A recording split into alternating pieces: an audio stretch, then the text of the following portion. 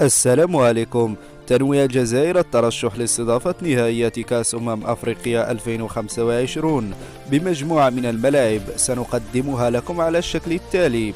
أول ملعب هو ملعب تيزي وزو، يتسع هذا الملعب إلى حوالي 50 ألف متفرج، وقد شيد هذا الملعب على مساحة 53 هكتارا بميزانية تقدر بحوالي 35 مليار دينار جزائري. والملعب سيستقبل مباريات شبيبة القبائل، ووصلت أشغال الملعب إلى حوالي 90%، حيث يتم تركيب ما يقارب 50 ألف مقعد وتهيئة أرضية الميدان ليصبح الملعب بأجمل حلة ممكنة، وكذلك بعض الأشغال خارج الملعب. وأمامكم صورة هنا جديدة لملعب تيزي وزو. والملعب الثاني هو ملعب براقي الجديد، وأحد الملاعب الجديدة والمغطاة الأخرى بدولة الجزائر.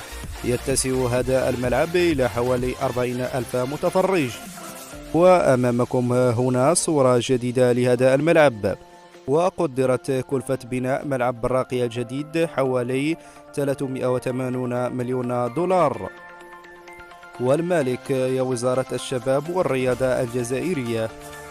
ووصلت أشغال الملعب هو الآخر إلى حوالي 90%، حيث لا زالت الأشغال جارية على مستوى تهيئة أرضية الميدان وبعض المرافق خارج الملعب. وأمامكم آخر الصور هنا لملعب براقي الجديد. والملعب الثالث هو ملعب وهران، وقد تم افتتاح ملعب وهران في دورة ألعاب البحر الأبيض المتوسط، وكذلك بعد مباريات المنتخب المحلي. وقدرت تكلفة بناء الملعب بحوالي 142 مليون دولار، وكذلك هو من الملاعب الجديدة والعصرية بالجزائر، كون الملعب مغطى والأرضية طبيعية هي صفات تتصف الملاعب الجزائرية الجديدة.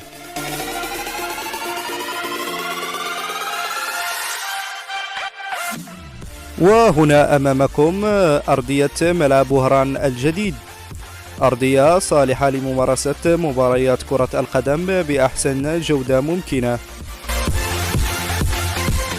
والملعب الرابع هو ملعب عنابة، والذي يعرف والآخر أشغالا على مستوى إعادة التهيئة. تم افتتاح ملعب عنابة سنة 1956، ويتسع إلى ما يقارب 50 ألف متفرج. تعرف الأشغال تركيب ما يقارب 40 ألف مقعد لاستقبال دورة الشان الجزائر 2023. وهنا صورة أمامكم لتهيئة أرضية الميدان وتركيب الكراسي، وكذلك تجهيز مضمار لألعاب القوى. ملعب عنابة كان بصورة سيئة قبل أشهر، والآن الأشغال قد انطلقت بهذا الملعب. الملعب غير مغطى على عكس باقي الملاعب الجديدة بالجزائر. وهنا صورة من الأعلى توضح لكم أين وصلت أشغال الملعب.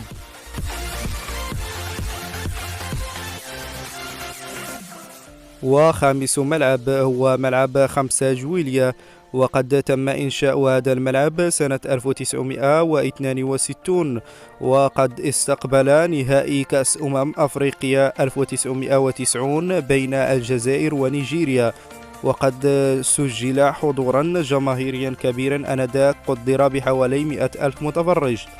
والسعة الحالية للملعب حوالي 60 ألف متفرج.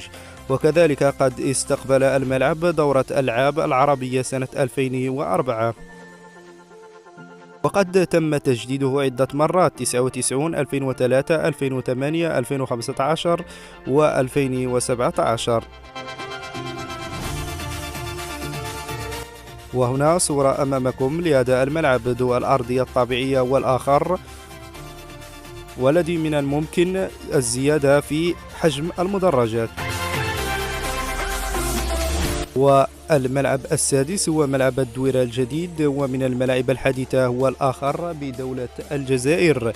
يتسع هذا الملعب إلى حوالي 40 ألف متفرج، وأشغاله لازالت جارية كما هو موضح أمامكم في الصورة.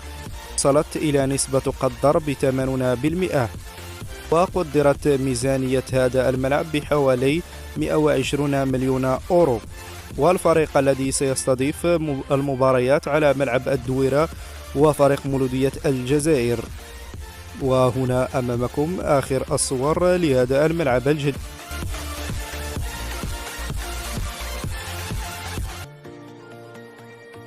والملعب السابع هو ملعب حملاوي بقسطنطينة، ويتسع هذا الملعب إلى حوالي 25 ألف متفرج، وقد يصل الحضور الجماهيري إلى حوالي 30 ألف متفرج.